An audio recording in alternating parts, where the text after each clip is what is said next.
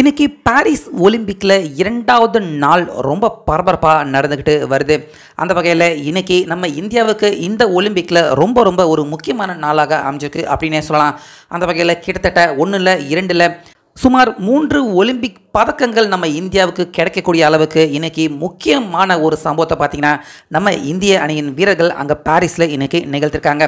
அந்த வகையில் நேற்றே பார்த்தீங்கன்னா மானு பாக்கர் 10 மீட்டர் ரைஃபிள் ஷூட்டிங் போட்டியில் அவங்க இறுதி சுற்றுக்கு குவாலிஃபை ஆகி இன்னைக்கு அந்த ஃபைனல் ஆட்டம் நடந்திருந்தது. இப்படி இருக்க கடைசி வரைக்கும் பார்த்தீங்கன்னா மானு பாக்கர் இந்த ஆட்டத்தில் நம்ம இந்தியாவுக்கு தங்கம் வெற்றி பெறத்துக்காக அவங்களால முடிஞ்ச முழு முயற்சியை கொடுத்துருந்தாங்க. ஆனாலுமே முதல் 2 இடத்துல பார்த்தீங்கன்னா ஃபஸ்ட்டு கொரியன், அதுக்கப்புறமாகவும் கொரியன் 2 வீராங்கனைகள் நம்ம இந்திய அணியின் மானு பாக்கருக்கு பயங்கரமான டஃப் காம்படிஷன் கொடுத்தாங்க. இதில் மானு பாக்கர் பார்த்தீங்கன்னா வெறும் 0.10 மீட்டரில் வெள்ளி பெறத்துக்கான வாய்ப்பை மானு பாக்கர் அவங்க தவற விட்டிருந்தாலும் இப்போ இந்த ஒலிம்பிக்கில் முதலாவது பதக்கம் வெங்கல பதக்கமாக மானு பாக்கர் நம்ம இந்தியாவுக்கு வாங்கி கொடுத்துருக்காங்க.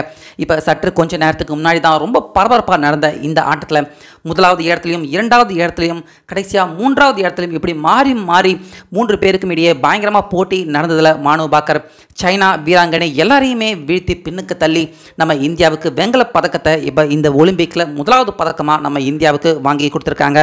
அந்த வகையில் இன்னைக்கு காலையில் பார்த்தீங்கன்னா முதல் சுற்று நம்ம PV சிந்து மாலத்தீவை சேர்ந்த ஒரு வீராங்கனையை தோற்கடிச்சு நம்ம PV சிந்து அவங்களும் பார்த்தீங்கன்னா அடுத்த சுற்றுக்கு முன்னேறியிருக்காங்க. அதே போல் மத்தியானம் நடந்த 1 கிலோமீட்டர் ஃப்ரீ ஸ்டைல் போட்டிங்லேயும் பார்த்தீங்கன்னா நம்ம இந்திய பிளேயர் 2வது இடத்தை பிடிச்சி அடுத்த கட்டமாக செமிஃபைனல்ஸ்க்கும் அவர் முன்னேறியிருக்காரு. ஸோ அந்த வகையில் இன்றைக்கி நம்ம இந்திய பிளேயர் பார்த்தீங்கன்னா மானு பாக்கர் அவங்க வெங்கலம் ஜெயிச்சிருக்காங்க. அதே போல் PV சிந்து இன்னும் பல போட்டிகள்லையும் நம்ம இந்திய அணியின் பிளேயர்கள் எல்லாருமே வெற்றி பெற்று அவங்களும் தங்கத்தை நோக்கி போயிட்டுருக்காங்க. அந்த வகையில் நிச்சயமாக கடந்த ஆண்டு நடந்த அந்த ஒலிம்பிக் போட்டியில் நம்ம இந்தியாவுக்கு ஒரே ஒரு தங்கம் தான் கிடைச்சிது.